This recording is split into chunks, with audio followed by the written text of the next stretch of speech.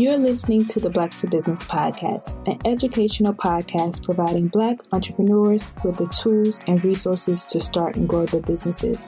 We chat with vetted Black entrepreneurs, thought leaders, and business owners as they provide tips and resources to help take your business to the next level. I'm your host, Monique T. Marshall.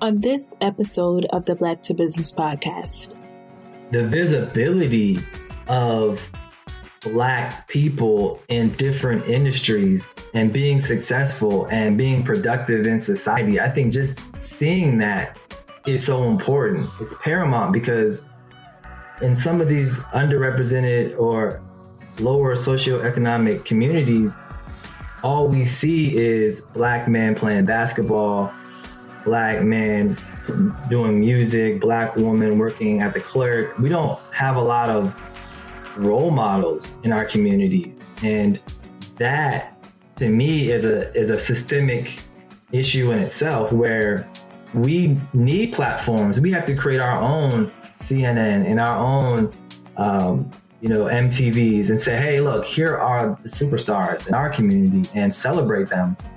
Because I believe when you start to instill faith and realistic possibilities for people, then they will exceed. They will have ambition to excel further than what they see in their own community. And that, to me, is a step towards economic empowerment for Black people. So a lot of what we do in the community is to build economic wealth, not only for now, but for in the future. So when I think of the future, I think of the young leaders. How do we continue to inspire the next generation? So in this episode, we're going to discuss what it means to pass the baton and create the next generation of leaders. Joining me is Johnny Bailey, Executive Director of the ShineHard family, an organization recognizing and connecting the nation's top Black millennial leaders, then unifying them to educate and inspire the next generation of Black leaders. The ShineHard family is comprised of entrepreneurs, artists, and corporate innovators from companies like ESPN, Google, Nike, Amazon, CNN, and more. In 5 years, ShineHard's community programs have empowered 2,000 plus DC millennials and reached over 100,000 viewers online. Amazing. A little backstory about Johnny is he's a native of Petersburg, Virginia. He's been recognized by the Washington Wizards for outstanding leadership. He was named the top 30 under 30 by HBCU Buzz and recently top 35 Millennial Influencers by NBT Talks. Johnny is also former track and field standout from Hampton University, HBCU, and earned a master's degree in marketing, respectively. So during this episode, we really dived into how to use your influence to create future Black leaders, and the importance of visibility of Black success, the power of a virtual mentor, and leveraging your relationships to transfer knowledge. So this episode is definitely a treat, so let's get into it. So Johnny, thank you so much for joining the Black to Business podcast. I'm so excited to have you on the show today, so welcome. Thank you. I'm happy to be here. Of course. So I always like to start off from the beginning. So you are doing some awesome things at the ShineHard family. And I really just want for the audience who don't yet know you a little bit to know about you. So let's start from the beginning. Who is Johnny Bailey? Wow, that's a very powerful question to say, who are you? And I think we're all trying to define that as we're like young millennials. But for me, thus far, I am a Black man. I grew up as a young Black boy in Petersburg, Virginia. I was raised by my grandmother. My parents they got married early, got divorced early. They were kind of in and out of my life trying to figure out who they were. And I grew up playing sports. Went to Hampton University, got a master's degree from Virginia State, and just got my life started that way. I didn't really know much about college. I mean, it was kind of a blessing that I was able to go to college. Started off playing track and field, playing really basketball, track and field, football in high school, which ended up being a vehicle for me to go to college. Yeah, that's kind of me. That's me in a nutshell. Definitely. And I did, upon my research, find out that you went to the other HU. So shout out to you. I went to the real HU, Howard University. That's good for me. Sorry for you. We had to do it, but yes, HBCU. So let's talk about your first. So when you went to college and you're doing such amazing things. So what was it like when you first got out of college? What was your first job, or what was your first experience outside of college? Well, I played sports, and that's what got me to college. So I was a track and field athlete at Hampton University. And I studied sport management because that was what I knew. And I didn't really have a father figure growing up in those critical years in like high school to try to figure out how to navigate college and what to major in and what would set me up for the best trajectory post-graduation. So I went with my heart, which was sport management. And when I got out, I was working at Dillard's. I worked at DTLR. I worked at Sprint. I didn't really land like my dream job fresh out of college like some people do. And it was one of those things where people were asking me, what are you going to do when you graduate? And, I didn't really have an answer. It wasn't until about 2.5 years that I was able to land my first big job at Corporate Athletic Management, which was a sports agency based out in the 757. So you had this, I like that authentic and story, and thank you for sharing that with us. So you went from college and you have the traditional path, like some would consider. So let's talk about the journey.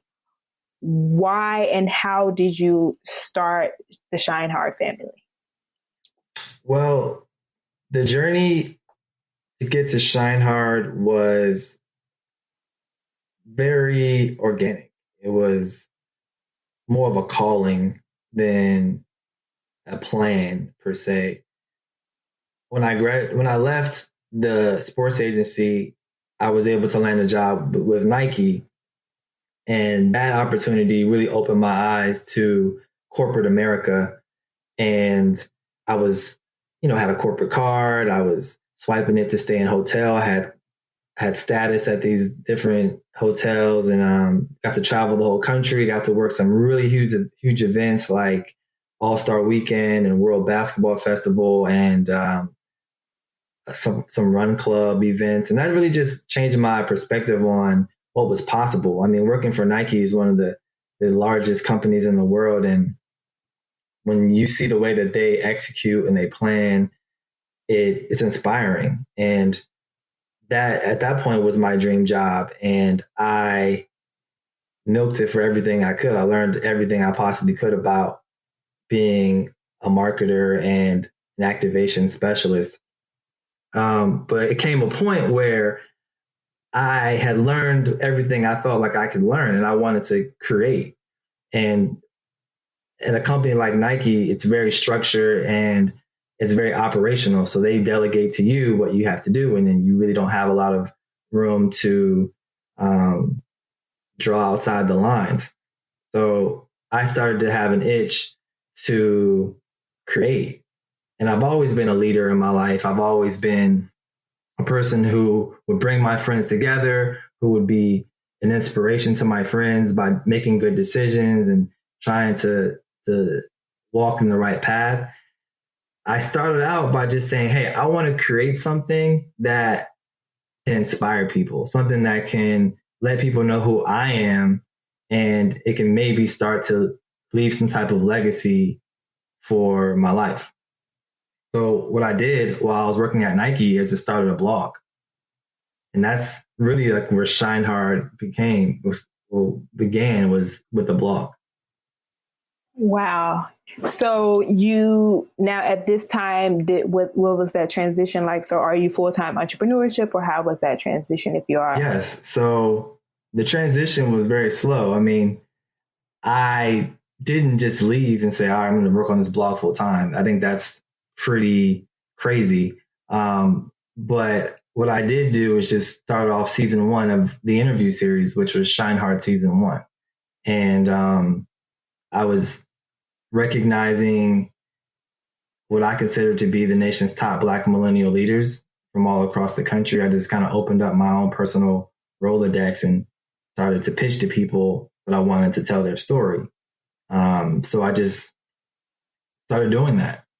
I was driving, flying, taking the train to sit down with people who were in different industries because I wanted to tell their story to inspire the next generation, or to inspire the readers, people who followed me. And season one was 36 interviews. That was 2014. And the feedback was overwhelming. People really enjoyed it. They thought the work was very meaningful. And to me, it was a calling. So it said, hey, you're onto something, keep going. Amazing. And that's a lot of, content in a year. So that's amazing. So speaking of, the journey being slow, and also the fact that you received such great feedback, like what is, when you say why did you start the ShineHard family, and what is the purpose behind it? And, what are some of the things that you're able to do with the platform? I always tell people that ShineHard is a calling for me, because I didn't start out like, all right, I'm going to start a business and I'm going to get investors and here's my business plan. And, it didn't start out like that for me. To me, it was just a passion project where I was storytelling. And as it grew, people said, hey, don't just do transcribed interviews, do video interviews. Don't just do video interviews, do live events. Don't just do live events, do programs. And so in the course of 4 years, it's gone from just content on a blog to actually really bringing millennial leaders to the community, to universities, to work with students and to tell their story and to connect with the next generation. And it's taken a long time to define exactly what it is that we do and to define the outcomes that we are creating. But to answer that for you now, ShineHard is closing the racial wealth gap in America. And we're doing that through recognition of Black millennials, connecting millennials from all different genres and generations. And then we're educating and inspiring the next generation of young Black leaders.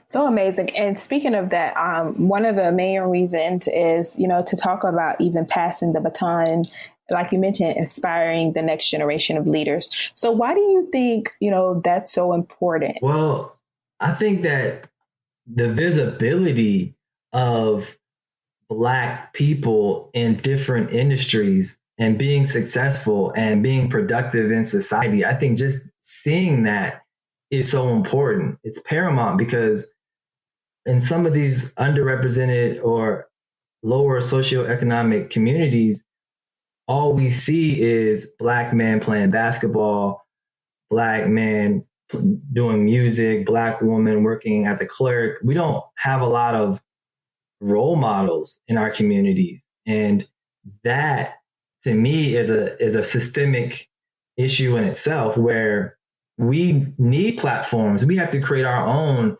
CNN and our own, MTVs, and say, hey, look, here are the superstars in our community, and celebrate them. Because I believe when you start to instill faith and realistic possibilities for people, then they will exceed. They will have ambition to excel further than what they see in their own community. And that, to me, is a step towards economic empowerment for Black people.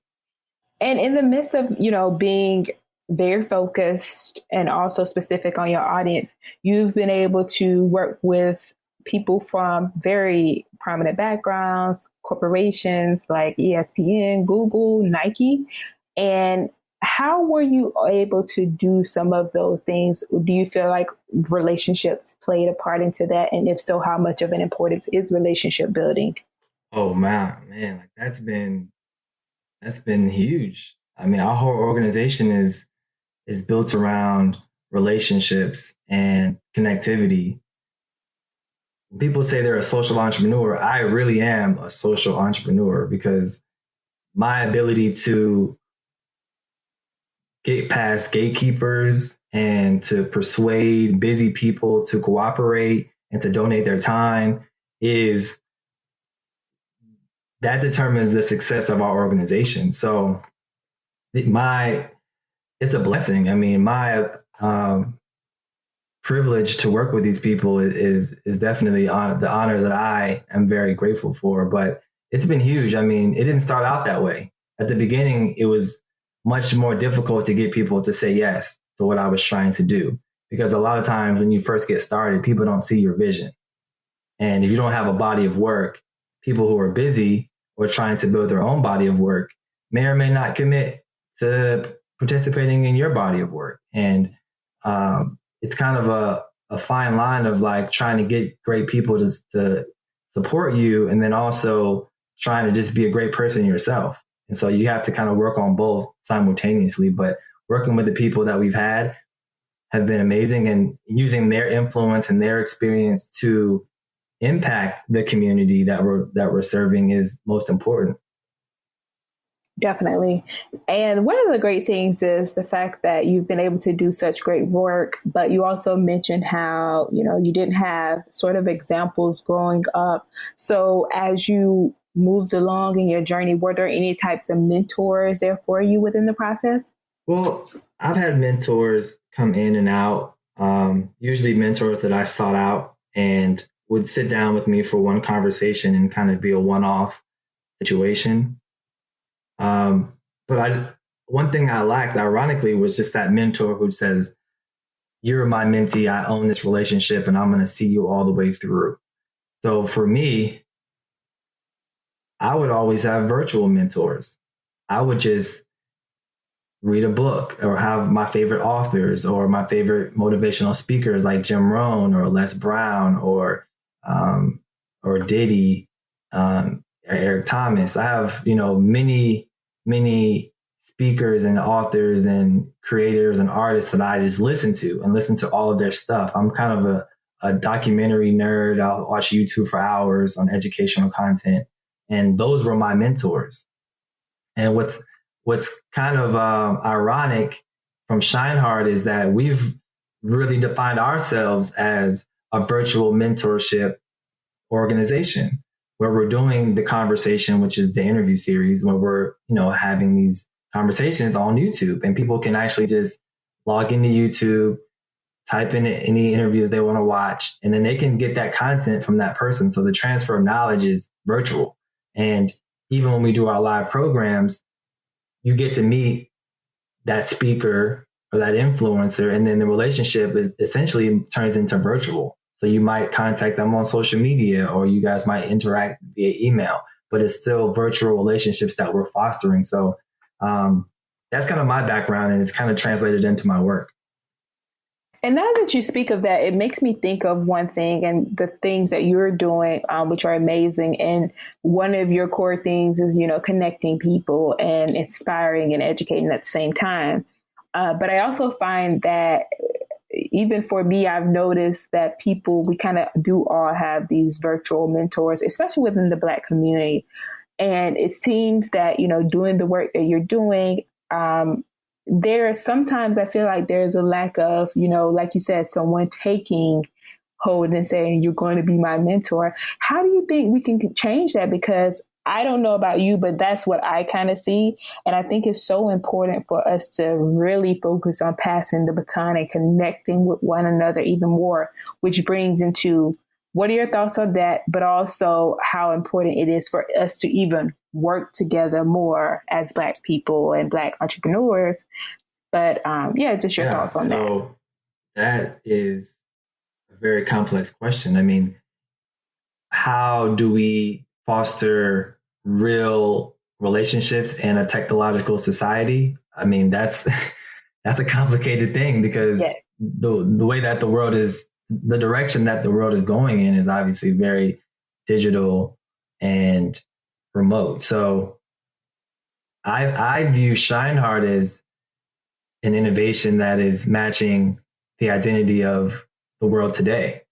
where most people aren't going to take as much time to go meet in person or to talk on the phone. They want to get their content quickly. They want to access who they want to access. And we consider ourselves a platform that meets that need and satisfies all the communities that are contributing, whether it be the speakers or the mentees. Everybody's able to access this content, and this knowledge can get transferred very conveniently and quickly. And to answer, I think you had a second question too. Your second question was how important it is that we work together. Yeah, even on the stigmas, surrounding that, because I don't find that to be true. I feel like we all work together a lot, but there are still some, opportunities. So, yes. Oh, yeah. I mean, the thing about collaboration is that everyone's on different levels and everyone's in a different chapter in their journey. So sometimes, and with social media, it gets very convoluted because people can appear to be further along in their journey than they really are. And sometimes people just try to, and they spend more time trying to look like they're further along than actually just being where they are and building a real foundation. So that makes it kind of confusing sometimes when people are going to collaborate because it's a lot of smoke and mirrors. But all that aside, it's extremely important for our community to work together because we have to keep control of our Black dollar. We have to reinvest in ourselves if we're ever going to grow as a community. And I know that there's a lot of stigmas that like Black business owners charge too much or don't have good service or whatever. There's all types of things that can apply to any racial background or demographic that for some reason the Black people have gotten this stigma. But I think just being an example and buying Black is sometimes like a relationship. Like if you date someone who isn't the best, if you date a Black man or a Black woman and you don't have a good relationship, you guys break up, you're not going to be like, I'm done with Black people altogether. Just going to say that relationship was not great. I'm going to move on to the next relationship. I'm not going to give up. And I think that's what sometimes happens is people give up and just go to the big white corporations. And then, we're kind of selling out on ourselves if we're not at least investing some money in our own community, even if it's not for the latest, greatest top product. It's just a matter of like long-term play. And mindset plays a big part in that because we all have to be thinking the same way for it to really work and operate as a movement. Definitely. And speaking of just a movement, the fact that, the social media is great because it also gives us the opportunity to connect with younger leaders and entrepreneurs so that, like you said, we can continue to really push the community forward. How important do you think that is for us to, mentor these younger generations or be an example for the younger generation itself and some of the ways that you've been able to do that with, your platform? Well, it's extremely important. I think we all should take time to give back and to be who we needed when we were younger. That is the circle of life. Like we have kids, we have little brothers, we have mentees, or we just have people who see us in the community and that want to be like us and that might not have a father or a mother or a figure that they can model themselves after or someone who they can see themselves in. And you'll be that person for someone. So it's extremely important to own that. And as we get into our late 20s, early 30s, we become the leaders of right now. We're the up and coming world changers. We're going to be the CEOs and the decision makers. So it's extremely important for us to give back when we can. And always remember that, someone helped us get to where we are. It was someone who reached back and gave us a little bit of extra knowledge or a connection that helped us get there. So you just got to pay it forward. Love it. I love it. You know, the point about especially us being who we wanted to see when we were younger, and so that's so important. And I want to jump into, your journey, or you as the executive director of the ShineHard family. So you spoke about, starting as a passion project and now you're doing it full time. So what was that like for you, building your team and, taking yourself to the next level? Well, it took a lot of courage, because when I first started it, it wasn't making any money. It was just a blog. And even when I left Nike, we were just raising money from events and from community donations. So I saved up like $10,000, and I just said, I'm going to take a leap of faith and learn how to fly on the way down. Not something that I recommend to my mentees and coaching clients now, but it definitely made me a hard-nosed entrepreneur, and I gained a lot of confidence and know-how, and I became very resourceful because I had to survive. When it comes to building a team, we have obviously put a lot of things in place, like an HR manager, and we've put documentation to help us do the hiring and understand what we're looking for and what roles we need. Building a business is it's hard work, and it takes a lot of infrastructure, a lot of time away from providing your product or service, that you have to look internally and determine what your business is and who's going to do what and what your needs are, what are your expenses, and what are your projections, and can you get investors? So being an entrepreneur is more than just providing your service. And there's a book called The E-Myth that I always recommend to people who are starting out as early entrepreneurs, because it breaks down the difference between an entrepreneur, a manager, and a technician. And we all need to know the difference, because if you don't know which one you are, you might be doing the wrong job or not building the right team. Love that. I think I've heard of that book before, but I definitely have to pick it up because I like all of those points that you mentioned. And, the fact that you suggested, you took a leap, and how you've been able to experience some hardships, but also some highs. Now, the ShineHard family is a nonprofit, correct?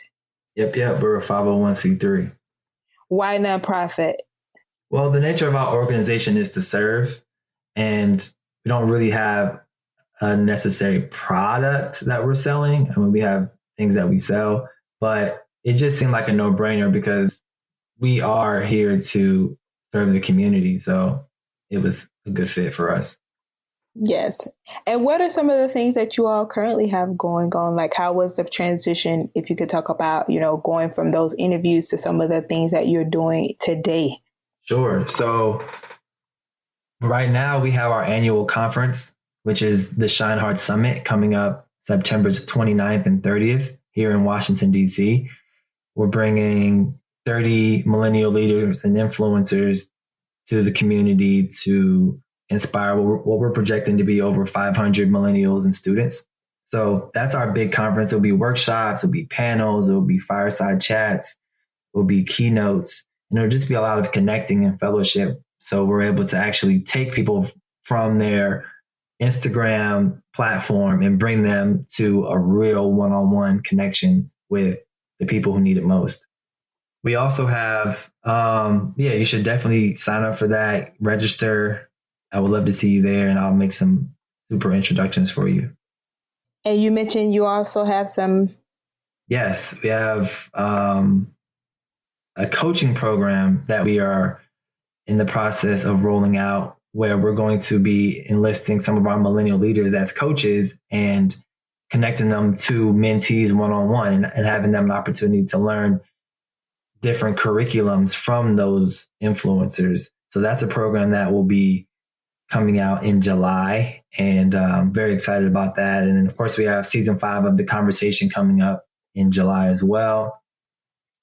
And those are the main things that I'm focused on. And I'm always trying to hire new team members and keep my team inspired and continue to develop them as young professionals. And one thing you asked me about building a team, and here's probably how I've been able to keep, acquire and retain most of my team members has really been one, doing the work and working extremely hard and showing people that things will get done with or without them.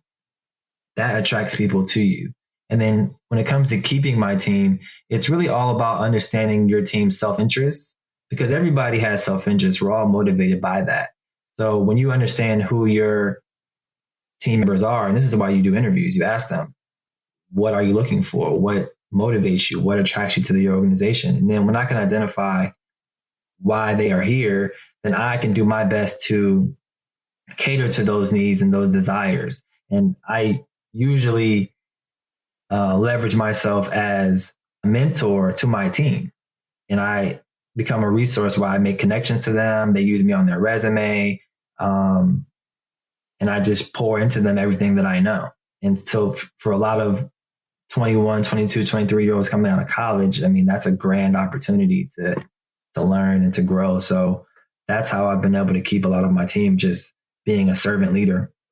I love that. And that's another part of nurturing and helping and all of those things, like using letting your team use you as a resource. That's so important to feel like you have that connection. So I love that.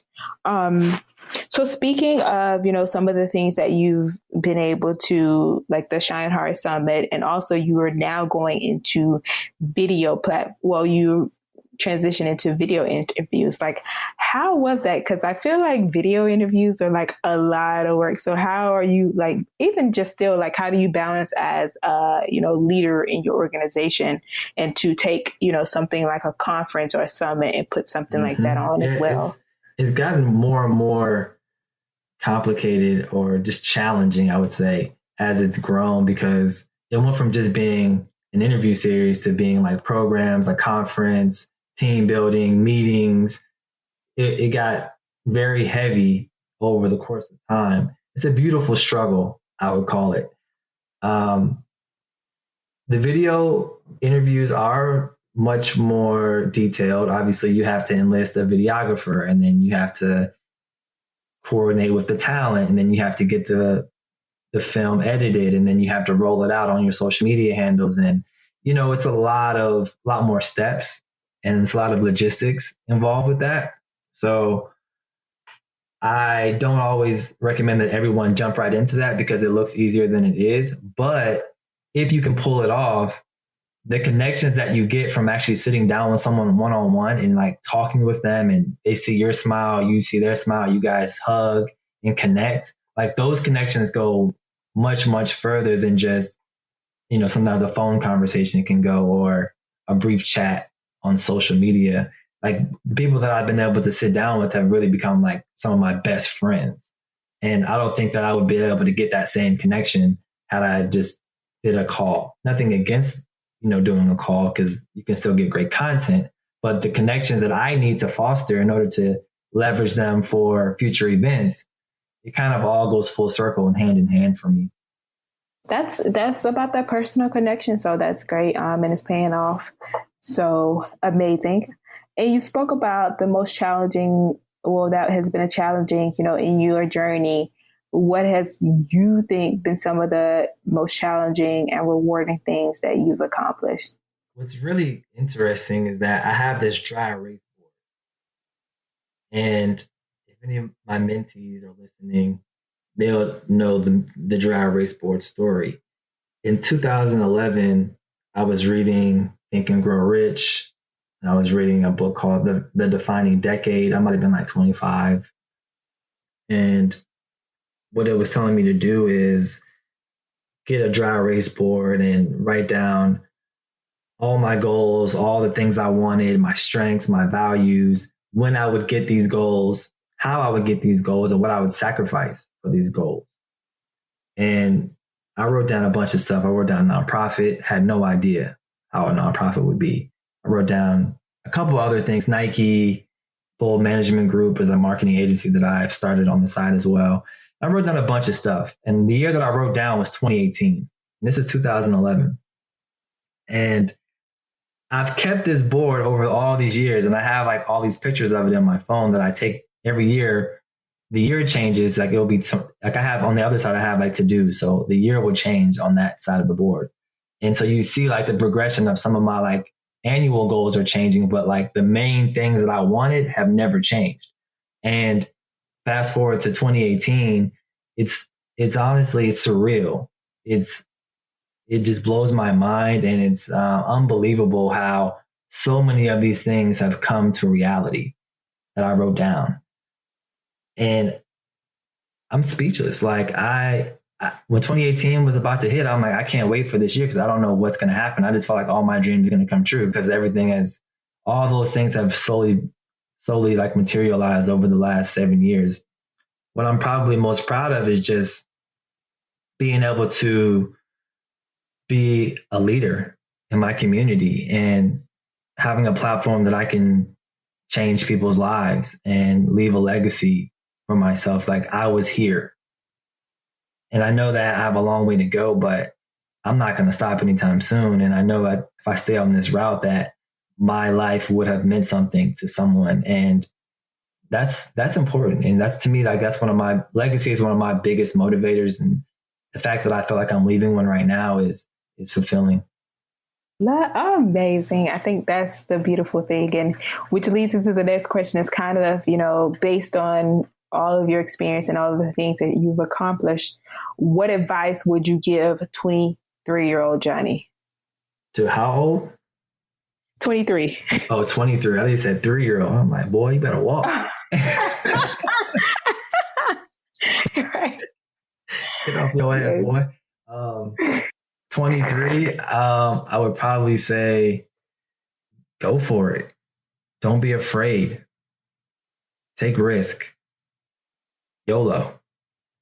You'll be happy in the end. Yes, YOLO. And I like that. That do you feel like, the fact that you had an HBCU experience, do you feel that what role has that played in your journey or inspired you in your entrepreneur journey?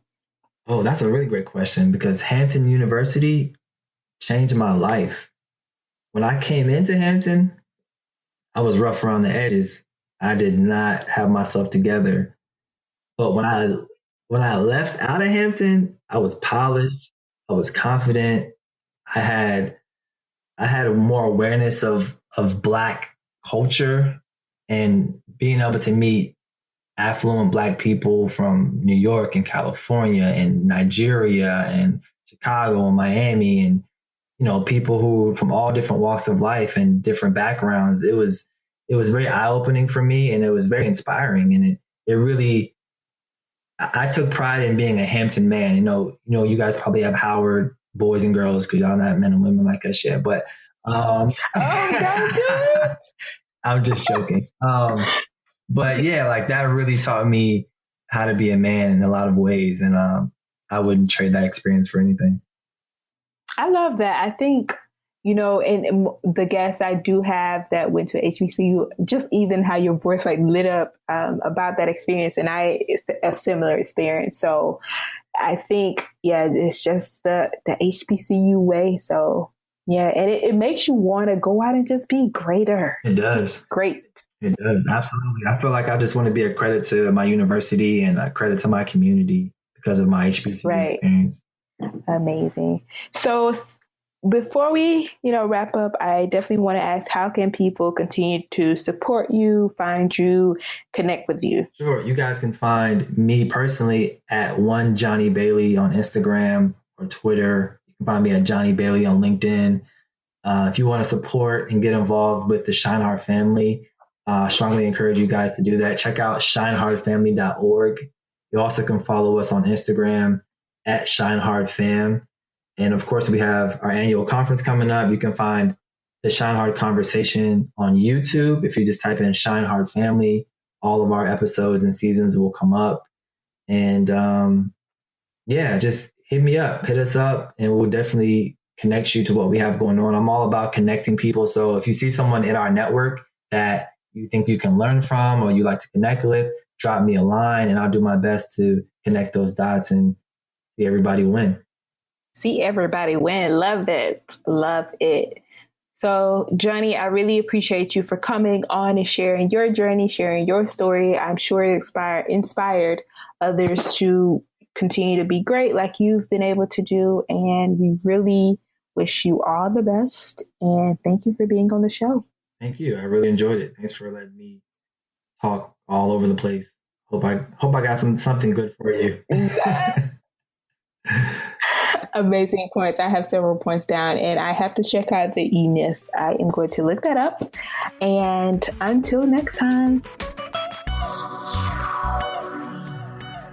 So hopefully, as always, you took something from the episode. I recall one of the posts that we recently put up was always operating excellence, because you never know who's watching. And I think that's essentially important for those in the Black space who are entrepreneurs, because essentially there are younger aspiring entrepreneurs who are looking to do the same things as you. So you are creating the blueprint. But anywho, to get show notes from this episode, please visit blacktobusiness.com/EP34- Johnny And as always, we really appreciate you for listening, and be sure to rate and subscribe and write a review for us on anywhere that you listen to podcasts. So until next time.